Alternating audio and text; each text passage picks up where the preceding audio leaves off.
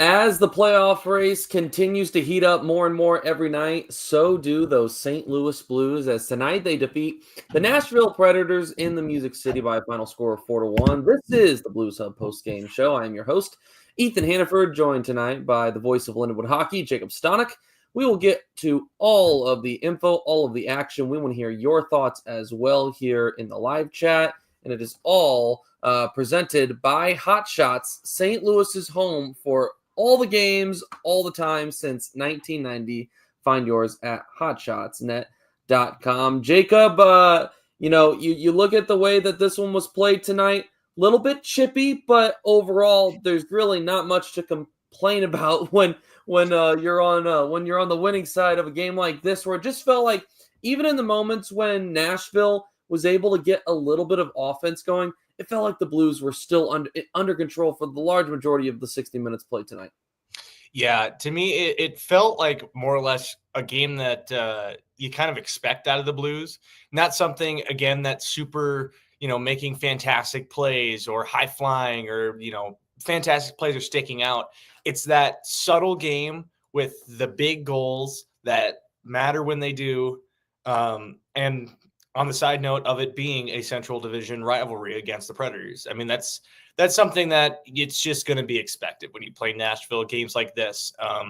You get that chippiness, you get those big hits, and that's just how it is, especially in Nashville.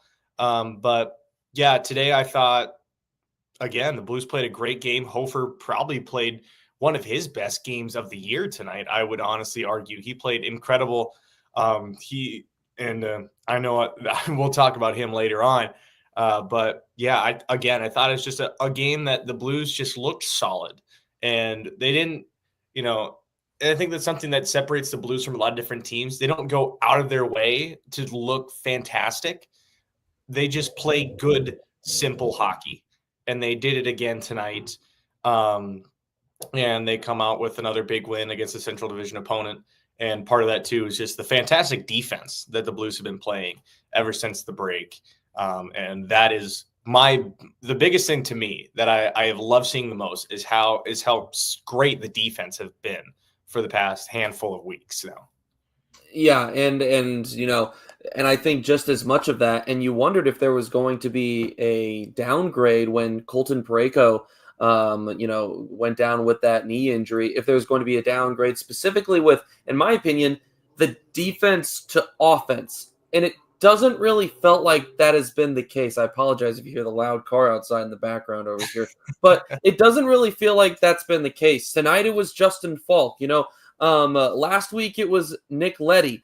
Obviously there's, you could go on and on about what Colton Parayko was doing prior to that, but it feels like the defense hasn't really skipped a beat, that everyone is stepping up and playing a more important role ever since that injury. And tonight we saw, I felt like it got started pretty quickly from Justin Falk. I know that you mentioned when we were talking a little bit early, you thought the first few minutes a little bit slow by St. Louis. Mm-hmm. Once they got into a little bit of a rhythm, got a couple of shots on net early, and all of a sudden they have a power play opportunity from creating that offensive zone pressure.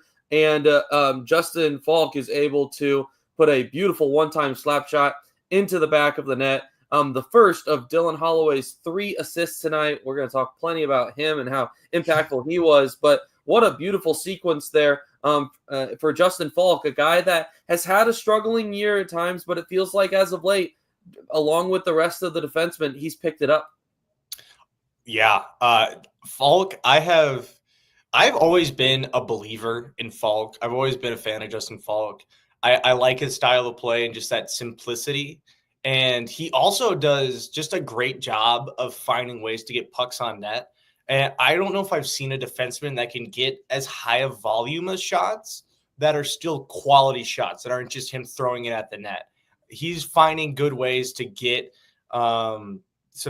fantastic looks. And even if it's just throwing it at the net, trying to find bodies in front or get something on net. But every time he throws it on net, to me, it's never a bad quality chance. Never is. And today, again, it was relieving to me to see him get that goal. I have believed in him for so long and seeing him shoot so much and knowing his scoring ability and still only at 3 goals this year is nuts to me. First goal since the Winter Classic on December 31st here tonight. What a bomb it was. But yeah, no, and I think, you talked about Colton Parayko going down. If everyone's thinking might downgrade. I honestly, what I've seen, especially now, is that these are just defensemen that have been doing it for for who knows how long. The Just experience Parayko has been doing it for longer. The experience is definitely going a long way right now. There's no doubt about that the experience of this defense is definitely playing a huge role in the success that they're having and their ability to not panic, I would say, in moments like that where it can be very easy for a inexperienced core to look and see that your number one guy is down and kind of panic as, okay, now what's going to happen? Who's going to step up? Everyone knows their role, and it feels like that's totally been the situation as of late for the Blues. Another guy that had a big night tonight, Jake Neighbors, the Gordie Howe hat trick, his second of his career. It's always fun to see an old-fashioned Gordie Howe hat trick. For those that don't know, a goal, an assist, and a fight all in the same night. I don't know if we can call it that much of a fight, but more so love him sticking up for his teammate Pavel Buchnevich, who took a big hit there in the second period. Neighbors had the second goal of the night, his 19th of the season. Once again, Justin Falk involved in the offense. Beautiful sequence, beautiful zone entrance, and a really nice move from Neighbors, catching UC Saros out of position. Not really anything he can do in that situation, the 3-on-2, but it gives the Blues a early 2-0 lead, and that seems like something prior to this really hot stretch from the Blues that was uncharacteristic as well, is seeing them jump out to early leads. I would love to find the stat of how many times the Blues had a lead after the first period prior to this break, because it feels like the level of aggression that they have played with to start off games since the Four Nations break has been a whole new level. Yeah, I think it's another thing too. Kind of mentioning that slow start earlier on, I think it's just the different styles that it is. I think against a lot of those teams where they have the offense first look and trying to wear down a team offensively, that's when they get those quick goals. I think that's what we saw against Anaheim with Shen getting that very early goal. But I think with a game like this, I think it was wear them down a little physically, wear them down more physically, and maybe a little defensively as well. Knowing that Predators are a big physical team, and they have, despite not being able to score a goal, apparently, they still have some offensive presence. So I think, again, that was another game where they just tried to have that defensive physical start. And I think that's why, to me, it looked a little bit slower, focusing on more or less just defending and wearing them down. But in looking at some of the chat talking about, Fowler and in the style of play that they've had, what can't you say about Cam Fowler right now? Yeah. He has been incredible. And I think that's another just evident of defensemen stepping up, especially in this spot, because what defenseman have we really seen step up more than Cam Fowler? It's kind of hard to pull any other name out of that with how well he's stepped up. And again, and again, talking about those quick starts, and I think that's the other thing too, is that the quick starts look different, but they're effective. And again, leading after that getting that first big goal is, I think, the first priority too, no matter when it is. But getting that, especially in that first 10 minutes, it's been huge what the Blues have done. Jordan Kyrou continues to stay hot as well. He had 2 more goals tonight after the Blues had that 2-0 lead going into the first intermission. He scored their only goal of the second period late in that second period with just a little bit over a minute remaining in it, and then scored the only goal of the third period as well that really put the game away. But Jordan Kyrou continues to stay hot now. Let me see here. I got the numbers here. In the last 3 games, this is video game numbers, 5 goals and 3 assists in the last 3 games. He had the hat trick on Saturday, and then, no, was that Saturday or Sunday? He had the hat trick on one of the nights, and then he had 3 assists in the other game, and 2 more goals for him tonight. And that last goal that we saw where the Blues were in their defensive zone, They lose the faceoff, but somehow Holloway still ends up with the puck, and then and then they just fly down the ice. I think Jamie Rivers said it on the broadcast tonight. You don't see goals like that very often, where you lose a faceoff in the defensive zone, and then you somehow still end up with the puck, and then you quickly enter into your own zone and score like that. Boy, I mean, if that doesn't tell you about the speed that is on that line between those two, then I don't know what does. But listen, I feel like we're just starting to really see it. It's only going to get more exciting because these two are set up to be together on the same line, I think, for a long time. Yeah, again, like going back to that play, that is it's great speed and great recognition as well. The great recognition, great decision and quick decision making to jump up, noticing that draw is going backwards and quickly picking it off and going the other way. And again, that's something I think we've also seen the Blues doing a lot better too, is the decision making has been a lot quicker. It's been a lot better. And I think we saw that on the other side of that goal too. Holloway's decision to continue to hold it, not just fire it off once they hit the slot, continues to hold it off. And then after what seemed like an eternity, finally give it off to Kyrou, who just tapped it in from nearly at the goal line. And we see that a lot with the recognition and making the right moves, making the right plays, going to the right spots. And that has been a big spot for me, especially seeing the Blues do that offensively and defensively, because we've seen that with them getting in front of the block shots as well in that spot. But yeah, talking about Holloway and Kyrou, I mean, I saw a meme today, or a meme right after the game, comparing them to Shaq and Kobe from the Lakers heyday, and very tempted to post on my story. I'm just thinking, like, that is the best way you can put it, based just off how they played tonight with the duo that they've had. And I think they also called them peanut butter and jelly on the broadcast. And I could not agree more. And it just makes me more excited for and hopeful that they stick together for the remainder of the season. The Blues 4-1 winners tonight. They get outshot in tonight's game 23-22, but Joel Hofer was very solid, has been very good these last couple of games, dating back to the overtime loss against the Los Angeles Kings.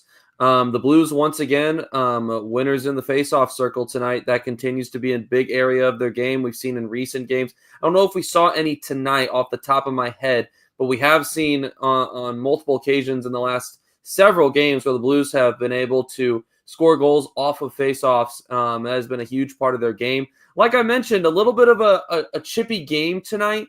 33 penalty minutes for Nashville and 18 for the Blues, but some of those have at least one fight in there. There may have been two, but either way, the Blues still looking good once again on the penalty kill. That's been a area this season that has been a huge weakness for them. So to see them improving on that is going to be big here down the stretch. You have to play clean hockey, but when you do make mistakes, you have to be able to get through those 2 minutes and try to keep the score where it's at.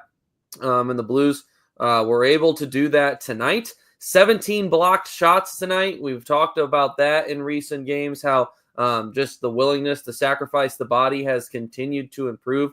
I think Sundqvist took a pretty hard one tonight, but we saw it on multiple occasions where there was short time periods, Jacob, where Nashville was felt like they had something going, but the Blues once again able to use the body and prevent any amazing opportunities to getting through to Joel Hofer. Once again, you could credit the defense again for that, but that's really a team-wide effort.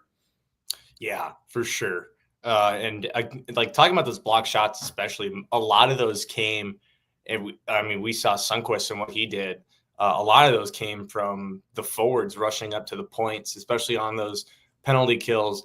I would love to see what Sundqvist's numbers are, because he is getting in front of so many shots right now. It is insane. But especially, like you said, whole team effort, and then only giving up Hofer what he needs to save, things that they can't stop. And he did exactly that today. And I think, talking about Hofer, one thing I certainly thought I feel like there's a little bit of that expectation that he's certainly I think has, I don't know if it's lived up to, but met. Following the Four Nations break, we saw what Binnington, started doing in the Four Nations and also following it. And now more recently, it's expected, okay, when Binnington has his rest off, Hofer better play his butt off and be this next stud goaltender we got, to be more of a 1-2 combo than just, oh, Hofer's our backup to Binnington, who will most likely put on a good game. But now there's, from what the spot we are, we're expected that when Binnington's off, Hofer wins. And right now he is, especially what I saw tonight, what we've seen for the past few games, even the lost LA in overtime, he's playing fantastic. He's reading the puck super well. He's going from side to side. I mean, you saw it today. The stop on Forsberg's breakaway was an insane save.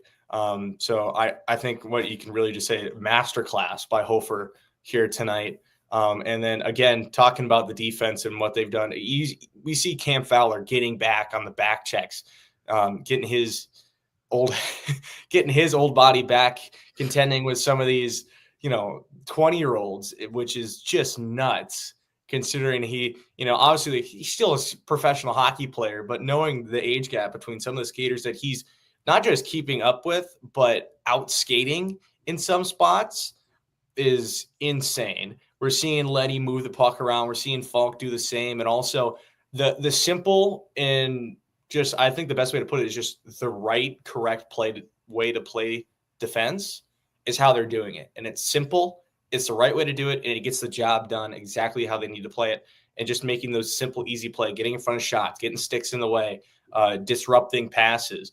I mean, the one thing I certainly noticed too is that there's barely any clean centering passes the Blues have given up at all this stretch here. I don't think I've seen one play of a puck being fed into the slot from outside of the circles on a clean centering feed without a stick getting in the way from a defenseman.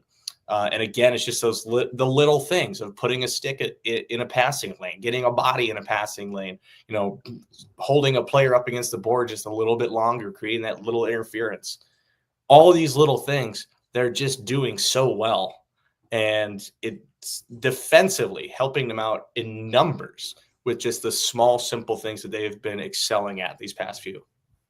And Rob brings up a great point that I think that you have to at least mention to perhaps a portion of the reason for, before Monty, he says, I would see players not sticking up for each other. Now don't even look at us wrong. It's amazing to see. And I know that, that's more so talking about, I think, Neighbors defending Buchnevich from getting hit, which we're relieved to see that he returned in the third period. But I think that it also speaks about just the way that he has them playing as a whole, going back to the block shots and just the style that they have. I think that not that anyone was pressing on Monty when he got hired and, everything leading up to the Four Nations face-off. No one was saying that like this is on him right now for the struggles, but it just goes to show that how important having time to really share the message with your team of how you want to play, the style you want to have. It seems like he clearly took a huge advantage of that break and has the team playing the way that he wants them to be playing right now. And all of a sudden, the Blues are locked in a tight playoff race that feels like it only gets tighter by the night, honestly, Jacob, as we take a look here at we'll go ahead and we'll start with some of the scores from tonight, and then we'll go through the standings. Currently, Utah trailing Edmonton 5-1 in the second intermission. The Vancouver Canucks currently at the first intermission leading Winnipeg 3-1. So that's one that, as a Blues fan, you better be pulling for Winnipeg for a comeback in that one. That would be a huge win for Vancouver to defeat the best team in the league right now, if they're able to do so. Calgary 2-1 winners tonight against the Rangers. So the Blues don't get any help from them, but the Blues did what they could control tonight, and that was win their own game. Yeah, and I think especially too, you look at the recent Blues are on a 3-game win streak, and everyone else nowhere near what they have done. I mean, Vancouver's been bouncing around the 3 spot in the division and the wild card pretty much the entire season. And look at where the Blues are at to where they are now. Obviously, it's a hard spot, or a hard position to be in for St. Louis, because it means they just continually have to win. But at the same time, they've had to win so much just to get to where they are right now. And I think if that trend continues, it's obviously a good spot, no matter, if way I see it, if Vancouver and Calgary continue to kind of stay in the way of their own ebbs and flows with the way their season is going, just that up and down of, who, it's a almost nightly thing of if they win or if they lose. Obviously, Vancouver all of a sudden is pulling off some fantastic wins for no reason at all. Yeah, you look at the last 10. For Calgary, they're 3-4-3. Vancouver is 5-5. Utah is playing better hockey right now. They're 6-2-2, but I mean, it doesn't compare to St. Louis right now, who's 7-2-1 in their last 10, and that extends beyond that. And as you mentioned, have won their last 3. As we speak, technically, they do hold the second wild card spot, but that is, you have to also take into consideration that they've played 2 more games than Calgary and Vancouver, and Vancouver currently playing are currently leading. So if you look at the point percentage right now, the Blues are technically behind both of them, but because the Blues keep winning, it is very close right now. The 0.545 for Calgary and Vancouver, and the Blues at 5.43. So right there behind them in that point percentage. So things are most definitely getting spicy right now, as things continue as we head down the stretch here. We're about 13. I guess the Blues have 13 games left, and the other 2 with 14, I believe. So it's mighty close right now. It's going to be fun down the stretch. Let's quickly, before we wrap here, look ahead to the upcoming schedule. A big one coming up on Thursday night, Jacob. The Blues hosting the Vancouver Canucks, in what you may be able to look back to here in a couple of weeks and say that was the one that ended up being the difference. Yeah, certainly. Again, in talking about obviously tonight's game, Vancouver in Seattle, it's eerily similar to, the Blues in Washington a while back, after the break. I mean, it's, again, a team fighting for wild card spot, outplaying a team that's at the top of the league right now. And Washington and Winnipeg tied with that 98 points. I'm looking at chat right now. They're talking about Minnesota should be nervous. We're still 6 points behind. There's a long way to go, but they are trending in the wrong direction. They have been struggling as of late. 4-5 in the last 10, but still have quite a bit of padding. It would have to be a train wreck here down the stretch for them to not make the playoffs. Yeah, and knowing Minnesota too is that for some reason they'll still, no matter what, they probably won't miss the playoffs. Will they lose in the first round? Yes. Will I give my family so much crap for it? 100%, because they don't know how to let go of 1987, or at least my dad doesn't. But I think right now it's the Blues trend compared to the other 2 that obviously I'm more in favor of. I mean, obviously Blues bias. But I mean, when you look at it, like you said, the last 10, it's 7-2-1 compared to, what was it, 5? Was it 5-5, and then 3-4-3, something like that. Mm-hmm. Yep. And it's just that those trends, it depends on obviously how consistent the Blues can be. They've proven that they can be consistent and only have the typical, I mean, you're going to have those lows, you're going to have losses. That's just hockey. Obviously it's going to be tough when you take them and make it look harder to get to, but everyone's going to lose a couple of games every now and then. Right. And so is Vancouver at some point. So I think just right then, obviously you got to start with Thursday, and then try and stay with a consistent, or try and stay consistent with your abilities and your strengths to find ways to, if you can't win, push it to overtime, get those points when they need it. Just find any way to grab them together, because so far they've done that.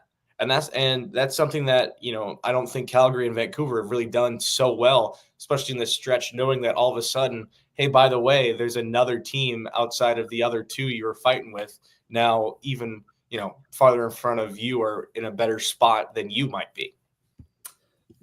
Vancouver, and then on Saturday, Chicago. On Sunday, it's Nashville again, and then Montreal next Tuesday. The next four are at the Enterprise Center for the St. Louis Blues, and then they are back on the road against Nashville a week from Thursday. So definitely a stretch right now that the Blues have an opportunity to take advantage of and try and beat up on some teams that, honestly, with the way that they're playing right now, they should beat. They should be there's no excuse really for them to not be successful in this next stretch of games. So this is where, the strength of schedule does have the potential to come in handy here for St. Louis. Obviously, you can't play down to your opponent, as we've talked about on previous episodes here, post-game shows, Jacob. But right now, things are looking good right now for St. Louis, and you hope that they can continue to build on that on Thursday night. Puck drop at 6:30 against the Vancouver Canucks, a very big game with big playoff implications as the Blues try to squeeze in here in that second wild card spot and return to the Stanley Cup playoffs for the first time since 2021-22. Jacob, as we wrap up, the Blues are 4-1 winners tonight. Any final thoughts?